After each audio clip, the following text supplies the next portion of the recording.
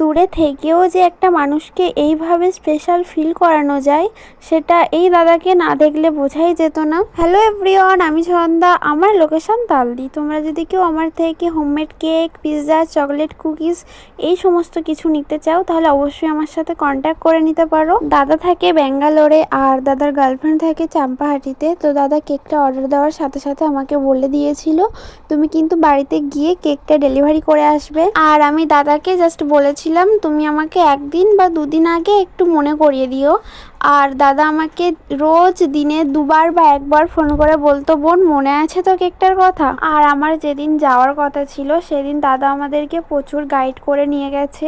আমরা কোন ট্রেনে যাচ্ছি, কখন নামবো, কোথায় কখন আছি, অ্যান্ড খেয়ে বার হয়েছে কিনা, মানে সব কিছু এ টু জেড দাদা খোঁজ খবর নিচ্ছিল।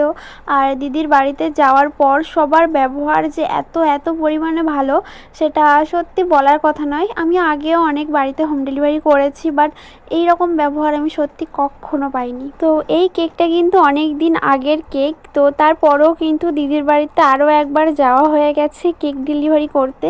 আর প্রত্যেকবারের ব্যবহার এত এত এত ভালো, মনে হয় না যে এটা আমার কোনো কাস্টমার, মনে হয় যেন আমি আমার কোনো এক আত্মীয়র বাড়িতে যাচ্ছি। তো দিদির সাথে যেহেতু আমার প্রথমবার আলাপ, তো আমি দিদির জন্য চকলেটস নিয়ে গেছিলাম আর এক পিস ফুল নিয়ে গেছিলাম। তো দিদির সেটা খুব ভালো লেগেছে ফুলটা, অ্যান্ড পরের বারেও আমাকে বলেছিল চকলেটস নিয়ে যেতে, বাট আমি টাইম পাইনি। তো ভিডিওটা ছিল, টাটা।